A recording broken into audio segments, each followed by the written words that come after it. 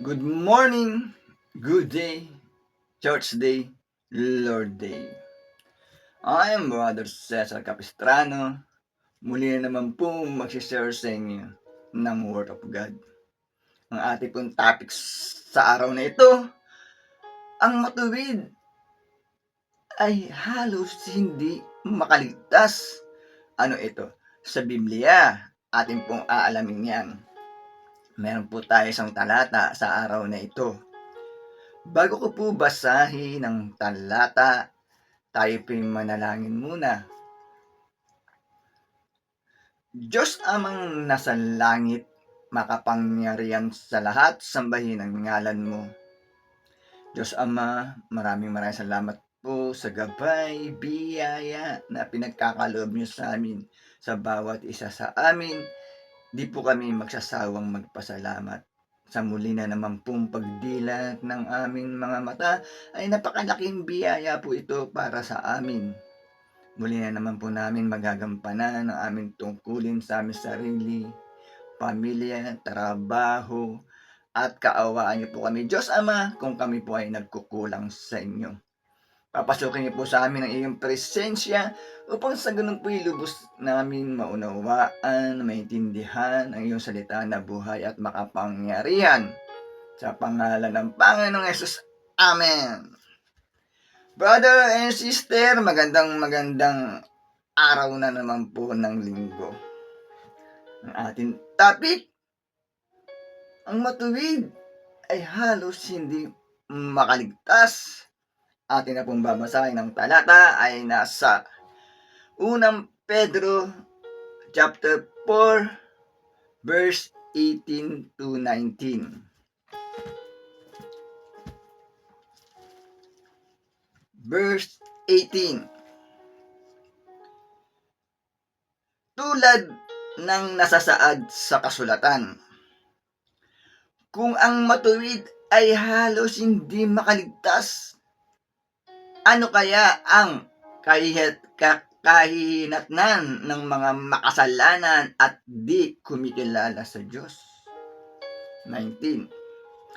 Kaya't pati ang mga nagbabata na hirap ngayon sa kalooban ng Diyos ay dapat magtiwala sa may kapal na laging tapat sa kanyang pangako. Itinalaga nila sa kanya ang kanilang sarili sa pamamagitan ng paggawa ng mabuti. Amen, brother and sister. Napakaganda po ng ating nabasa mula sa Biblia. Sa nilalaman po ng talata, ang matuwid ay halos hindi makaligtas. Brother and sister, ano pa kaya ang mga hindi kumikilala sa Diyos, ang mga hindi nananampalataya sa ating Panginoong Jesucristo? Brother and sister, pinagtitibay po sa nabasa natin sa talata na kailangan po natin ibigay ang pagtitiwala sa naglikha sa atin. Tayo po ay manalig sa naglikha sa atin, manalig sa ating Panginoon Jesucristo, at sumunod sa mga kautusan ng ating Diyos Amang nasa langit, sumunod sa mga aral ng ating Panginoong Jesucristo sa pamamagitan ng paggawa ng mabuti. Brother and sister, paggawa ng mabuti sa ating mga kapwa, pagsunod sa mga kautusan ng ating Diyos Ama nasa langit, sumunod sa mga aral ng ating Panginoon Jesucristo, sapagkat diyan po tayo makakaligtas, brother and sister. Dahil sa nabasa natin sa talata, ang matuwid ay halos hindi makaligtas. Ano pa kaya ang mga hindi kumikilala sa ating Diyos Amang nasa langit, brother and sister, na binibigyan po tayo ng babala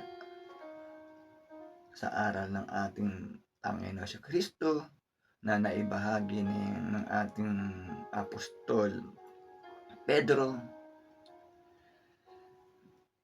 at tayo po ay gumawa ng mabuti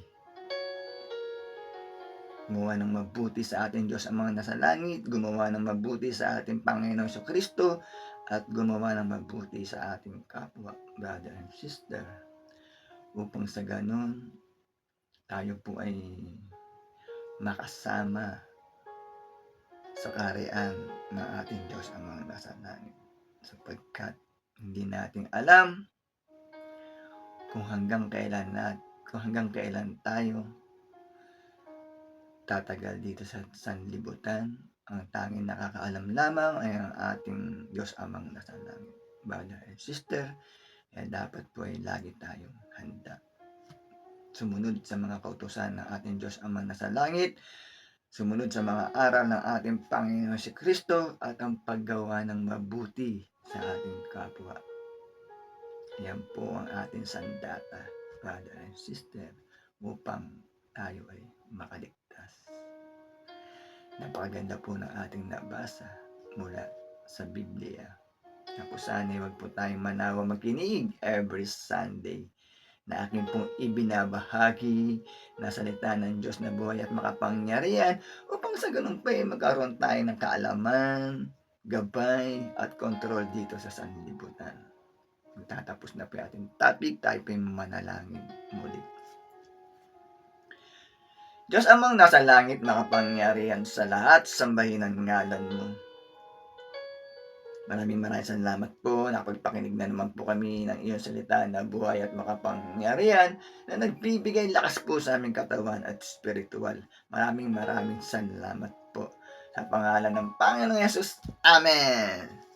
Brother and sister, salamat sa walang sawang pakikinig. Lagi po tayong mag-iingat at magdadasal. God bless to all.